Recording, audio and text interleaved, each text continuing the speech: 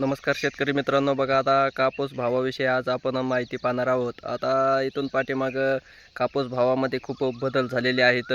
आपण पाहिलेले आहेत 7,000 पासून काय झालेले आहेत कमी जास्त, कधी 7,000 7,100, त्यानंतर 7,500 कडे हे भाव आलेला आहे. हे सर्व गोष्टी आपण पाहत आलेलो आहोत. आणि त्यामध्ये मग जो भाव होता कमी, असं म्हणावं लागेल, त्या भावामध्ये सर्व शेतकऱ्याचं काय झालेलं आहे, कापूसही काय केलेला आहे, खाजगी बाजारामध्ये विकला गेलेला आहे, त्याची विक्री केलेली आहे. त्यानंतर आता जवळपास सर्व शेतकऱ्याचा कापूस काय झालेला आहे, विकला गेलेला आहे. आणि त्यानंतर राहिला तो 10 ते 15% शेतकऱ्याकडे कापूस. आणि त्यामध्ये मग आता भावामध्ये खूप मोठ्या प्रमाणावर बदल झालेला आहे. आणि बदल होऊन आता जवळपास 8,200 आजचा भावाचा विचार केला तर 8,200चा भाव काय आहे कापसाचा आहे. आणि इथून पाठीमागं थोडासा काय झाला होता, बदल झाला होता, म्हणजे कमी भाव होता.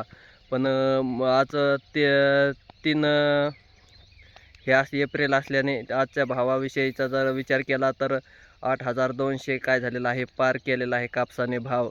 आणि आणखीनही कापसामध्ये भावामध्ये काय होणार आहे, बदल होणार आहे. मग ज्या शेतकऱ्यांनी अद्याप कापूस ठेवलेला आहे, ज्या शेतकऱ्याकडे कापूस विक्री करण्याचा बाकी आहे, अशा शेतकऱ्यांनी काय करायचं आहे, थोडंसं थांबवून विकलं तरी काही अडचण नाही. आणखीनही भावामध्ये काय होणार आहे, तर बदल होणार आहे तर मोठ्या प्रमाणावर. कारण पाठीमागच्या कापसालाही 7,200च्या आसपास काय केलेला आहे, भाव लागलेला आहे. त्यामुळं मग आता हे आपला जो पहिला आहे त्याला 8,200 आणि हे पाठीमागच्याला 7,200च्या आसपास काय केला जातो आहे, आपला कापूस विक्री केला जातो आहे. 1,000च्या फरकाने पाहिलं तर काय केला जातो, आपला कापूस विकतो. कारण 7,200 हे तर पहिला कापूसच काय केला जात होता, मार्चच्या अगोदर भाव होता थप्पीच्या कापसाला असं म्हटलं जातं. आणि तेच भाव आता पाठीमागच्या कापसाला हे काय झालेलं आहे, लागलेला आहे. मग शेतकऱ्याकडे अद्याप ज्यांच्याकडे कापूस असेल त्यांनी थोडंसं थांबून काय करायचं आहे, विक्री करायचं आहे.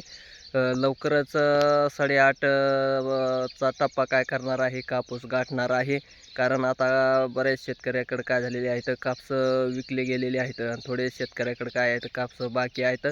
या बाकी शेतकऱ्यांना काय होणार आहे, तर कापसाचा भाव काय होऊ शकतो, लागू शकतो, त्यांना तो भाव भेटू शकतो. त्यामुळं मग काय करायचं आहे, थोडंसं थांबून काय करायचं आहे, राहिलेल्या शेतकऱ्यांनी काय करायचं आहे, कापसाचा आपल्या विक्री करायची आहे.